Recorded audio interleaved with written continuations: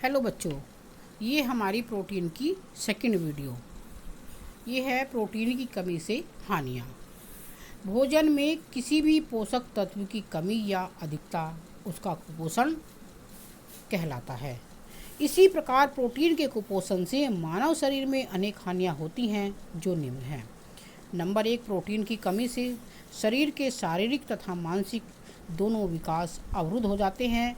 नई कोशिकाओं का बनना बंद हो जाता है, जिससे विभिन्न अंगों के विकास पर बुरा प्रभाव पड़ता है। नंबर 2, शरीर के भार में कमी होने लगती है।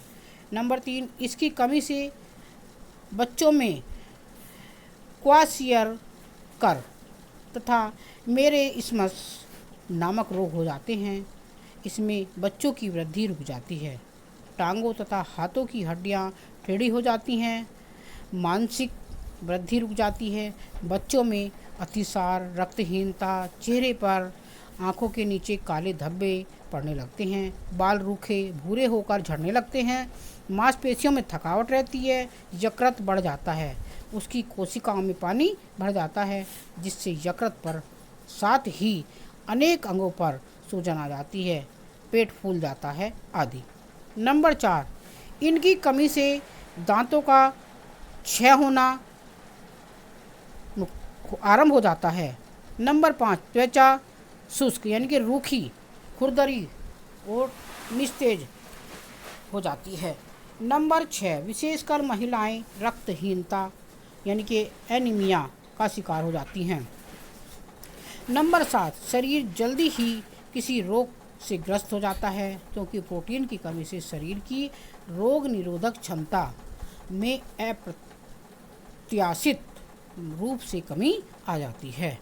नंबर 8, बाल रूखे, दो मुँह भूरे, चमकहीन हो जाते हैं और साथ में झड़ने भी लगते हैं।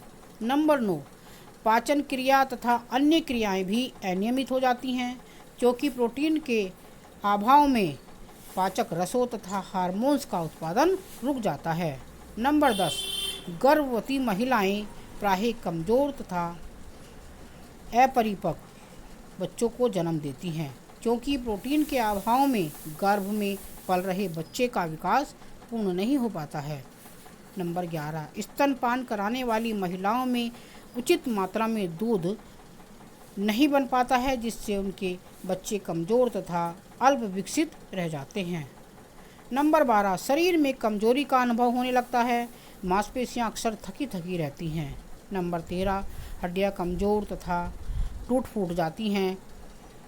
नंबर 14, मांसपेशियां व त्वचा में से वसा की परत का नुकसान होने लगता है, जिससे कम उम्र में ही व्यक्ति प्रौढ़ अवस्था का लगने लगता है, यानी कि वृद्ध लगने लगता है, अधिक उम्र का लगने लगता है।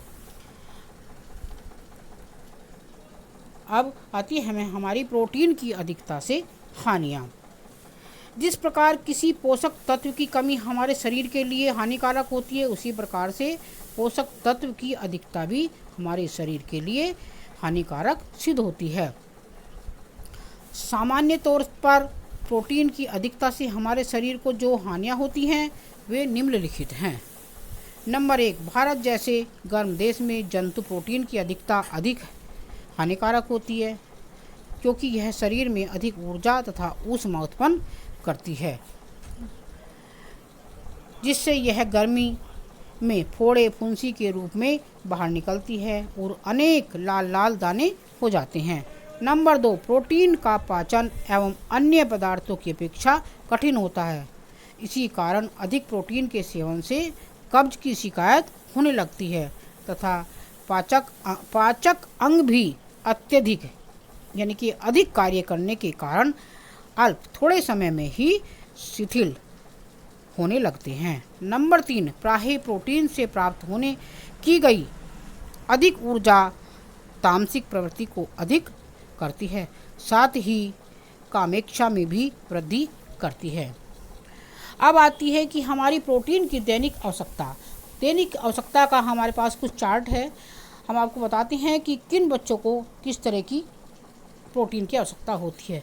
जैसे जन्म से लेकर 6 माह तक के शिशु को 16 ग्राम की आवश्यकता होती है और जैसे 15 वर्ष की लड़कियों के लिए 80 ग्राम की आवश्यकता होती है, 20 वर्ष की लड़कियों के लिए 75 ग्राम की आवश्यकता होती है, 20 वर्ष के लड़कों के लिए 100 ग्राम की आवश्यकता होती है, गर्भवती स्त्रियों के लिए 55 और दूध पान कराने वाली स्त्रियों के लिए 65 ग्राम की आवश्यकता होती है।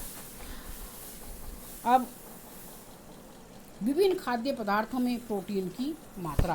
विभिन्न खाद्य पदार्थों के 1 किलोग्राम में प्रोटीन की मात्रा, जैसे अनाज है ये गेहूँ में 14 ग्राम होता है, चने में 20 ग्राम होता है, उड़द में 23 ग्राम होता है, बादाम में 19 ग्राम होता है, मूंगफली में 24, सोयाबीन में 34 और तुम्हारे सेम में 18 ग्राम होता है, पालक में 3 ग्राम होता है और सेब में 4 ग्राम, केले में 8 ग्राम, हाँ 0.4 होता है और केले में 0.8 होता है, अमरूद में 0.3 और अंडा में तुम्हारे 11 ग्राम होता है, मछली में 23 ग्राम और गाय का दूध 3.5 होता है, मांस में 20 ग्राम होता है और तुम्हारे पनीर में 26 ग्राम होता है।